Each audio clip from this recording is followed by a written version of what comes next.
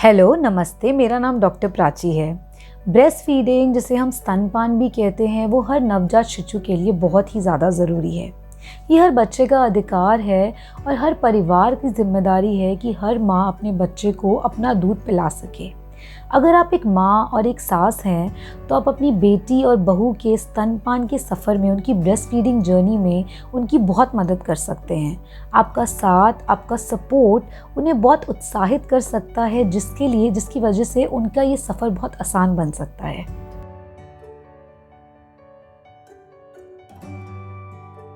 सबसे पहली ज़रूरी चीज़ है कि आप जानें कि माँ का दूध इतना ज़रूरी क्यों है बच्चे के लिए।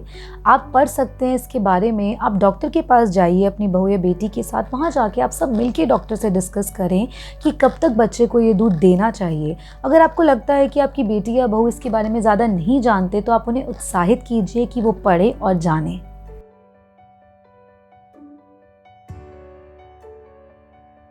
जन्म से लेके 6 महीने तक बच्चे को सिर्फ और सिर्फ माँ का दूध पिलाना चाहिए। 6 महीने के बाद आप बच्चे को और खाने की चीज़ें दे सकते हैं, बट साथ ही साथ माँ का दूध पिलाना बहुत ज़रूरी है। इसे कम से कम 2 साल तक पिलाएं, बिकॉज़ इसके बहुत ज़्यादा फ़ायदे हैं। जैसे ही बच्चा जन्म लेता है, उसके 1 घंटे के अंदर बच्चे को माँ का दूध पिलाना बहुत ज़रूरी है। जो पहला माँ का दूध होता है, उसे हम कोलेस्ट्रॉम कहते हैं, जो गाढ़ा होता है, पीले से रंग का होता है, और उसमें बहुत सी ऐसी चीज़ें हैं जो बच्चे के लिए बहुत ही फ़ायदेमंद होती है, बच्चे को बहुत सी बीमारियों से बचाती है।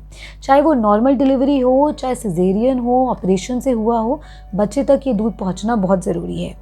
जैसे ही माँ बच्चे को जन्म दे सकती है, हो सकता है कि वो बहुत दर्द में हो और वो बच्चे को दूध ना पिला पाएँ। यहाँ पे आप बहुत इम्पोर्टेंट रोल प्ले कर सकते हैं। आप उन्हें मदद कर सकते हैं बच्चे को पकड़ने में, दूध पिलाने में। और अगर माँ के लिए बिल्कुल ही इम्पॉसिबल हो रहा है बच्चे को दूध पिलाना, तो आप इस दूध को निकाल सकते हैं, इसे एक्सप्रेस कर सकते हैं और बच्चे को कटोरी, चम्मच या फिर कप से पिला सकते हैं। आपको इस बात का बिल्कुल ख्याल रखना है कि बच्चे के पैदा होने के 1 घंटे के अंदर उसे ये दूध ज़रूर मिले।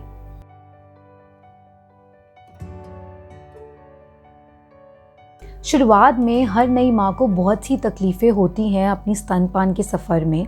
जब वो बच्चे को दूध पिलाती हैं, तो हो सकता है कि उनकी छाती में बहुत दर्द हो, दूध इकट्ठा हो जाए, जिसे हम एंगॉर्जमेंट भी कहते हैं। हो सकता है कि उनके निप्पल्स में क्रैक आ जाए, सूजन आ जाए, वहाँ से खून भी निकले। ऐसी सब स्थितियों में अक्सर ऐसा होता है कि माएँ बहुत डर जाती हैं, उनकी हिम्मत कम हो जाती हैं। अगर आप एक माँ हैं और एक सास हैं, तो आप उनकी मदद कर सकती हैं, आप उनको सपोर्ट कर सकती हैं, उनका साथ दे सकती हैं, उन्हें बोल सकती हैं कि ये सिर्फ एक फ़ेज़ है, ये सब चीज़ें ठीक हो जाएंगी। आप उन्हें डॉक्टर के पास लेके जा सकती हैं, सलाह ले सकते हैं डॉक्टर से मिलके आप दोनों, कि कैसे इन चीज़ों को ठीक किया जाए, कैसे ये सब इश्यूज़ को रिज़ॉल्व किया जाए, जिससे वो अच्छे से बच्चे को दूध पिला सकें।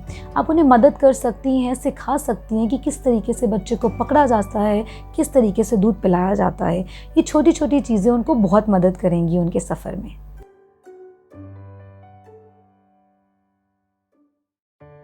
नवजात शिशु बहुत रोते हैं और अक्सर लोग ऐसा कहते हैं कि शायद इनका पेट नहीं भर रहा, शायद माँ दूध नहीं बना रही पूरा, और अक्सर ऐसी चीज़ें सुनने में आती हैं। बट ज़रूरी नहीं है कि बच्चे सिर्फ भूख के कारण ही रोए। बहुत से कारण हो सकते हैं इसके लिए। हो सकता है बच्चे को ठंड लग रही हो सकता है बच्चे के पेट में दर्द हो रही हो, बच्चा सोना चाहता हो, बच्चा चाहता हो कि आप उसकी नैपी बदलें।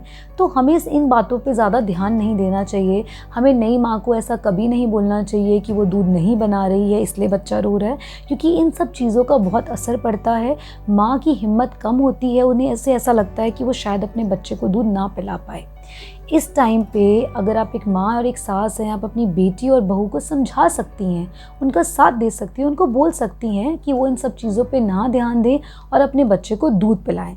आपके लिए भी बहुत ज़रूरी है कि आप इन चीज़ों पे ना ध्यान दें और इस एक चीज़ का ख्याल रखें कि हर माँ पर्याप्त मात्रा में अपने बच्चे के लिए दूध बनाती है, और बच्चा जितना दूध पिएगा उतना ही माँ के अंदर दूध बनेगा। अगर फिर भी आपके मन में कोई भी सवाल हैं, कोई भी डाउट्स हैं, आप जा सकते हैं डॉक्टर के पास, उनसे क्लियर कर सकते हैं, क्योंकि एक डॉक्टर ही ऐसा इंसान है जो आपको बता सकता है कि बच्चे को दूध मिल रहा है कि नहीं मिल रहा, और माँ पूरा दूध बना रही है कि नहीं बना रही।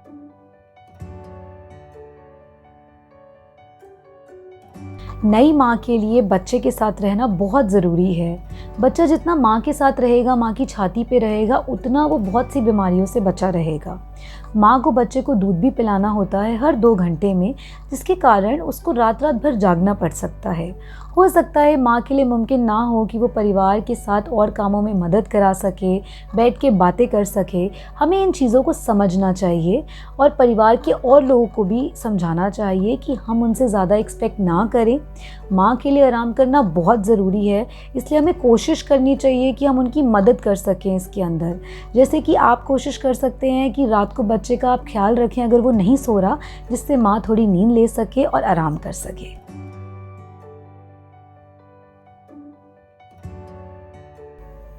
बच्चे के होने के बाद काफ़ी बार ऐसा होता है कि सब लोगों का ध्यान सिर्फ बच्चे पे ही होता है। ऐसी स्थिति में माँ को लगता है कि कोई उनके बारे में सोच नहीं रहा, उनका ध्यान नहीं रख रहा, और ये सब चीज़ें से उनको बहुत स्ट्रेस हो सकता है। कहीं ऐसे भी कंडीशंस होती हैं जिनमें माएँ डिप्रेशन में चली जाती हैं। ये सब चीज़ों को रोकना बहुत ज़रूरी है। इसमें आप बहुत मदद कर सकती हैं। उनके साथ बैठ के बात करें, उनके खाने पीने का ख्याल रखें, उनको थोड़ा सा अटेंशन और इम्पोर्टेंस दें, जिससे उन्हें लगे कि हाँ, सब उनका ख्याल रख रहे हैं।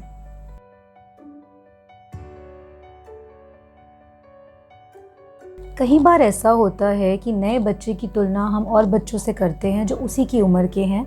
ऐसा कहा जाता है कि बच्चे का वेट बहुत कम है, बच्चे की हाइट बहुत कम है, ये गोल मटोल नहीं है। हमें ये बात जानना बहुत ज़रूरी है कि हर बच्चा अलग होता है, इसलिए हमें कभी भी उसकी तुलना किसी और से नहीं करनी चाहिए। अगर फिर भी आपके दिमाग में ऐसा आता है कि बच्चे का वेट क्यों इतना कम है या हाइट क्यों कम है, आप इस बारे में डॉक्टर से जाके बात करें। वही एक बेस्ट पर्सन है जो आपको बता पाएगा कि बच्चा हेल्दी है या नहीं।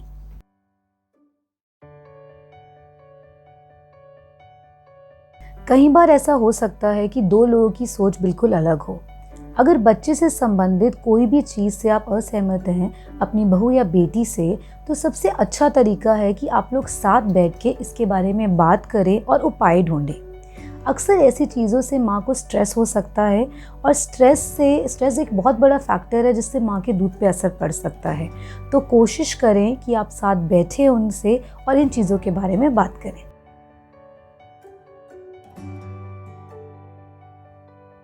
अगर आपकी बेटी और बहू काम करते हैं और उन्हें ऑफिस ज्वाइन करना है 6 महीने पे या फिर उससे पहले, तो बच्चे को माँ का दूध छुड़वाने की कोई ज़रूरत नहीं है। आप इसमें उनकी मदद कर सकते हैं। माँ अपने दूध को पंप कर सकती है, जिसको हम ब्रेस्ट पंपिंग बोलते हैं, और इस दूध को स्टोर किया जा सकता है फ्रिज में। बाद में जब माँ नहीं है तो बच्चे को ये दूध दिया जा सकता है। इसलिए यहाँ बहुत ज़रूरी है कि आप सीखें कि इस दूध को कैसे स्टोर किया जाता है और कैसे बच्चे को दिया जा सकता है। कोशिश करें कि आप दूध बच्चे को कटोरी, चम्मच या कप से ही दें। बोतल का इस्तेमाल ना करें क्योंकि उसके बहुत से नुकसान हैं।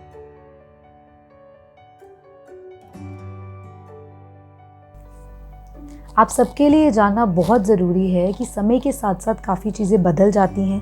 हो सकता है बच्चों से संबंधित कुछ चीज़ें जो पहले की जाती थी, आजकल वही डॉक्टर करने के लिए मना करते हैं, क्योंकि उनके काफ़ी नुकसान हो सकते हैं।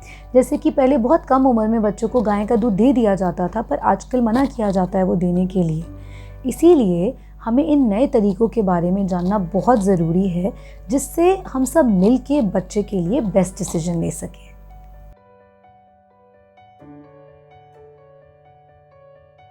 एक माँ ही एक माँ को समझ सकती है, इसीलिए आप अपनी बहू और बेटी को समझें और उनकी मदद करें, जिससे वो अपने बच्चे को अच्छे से दूध पिला पाएँ।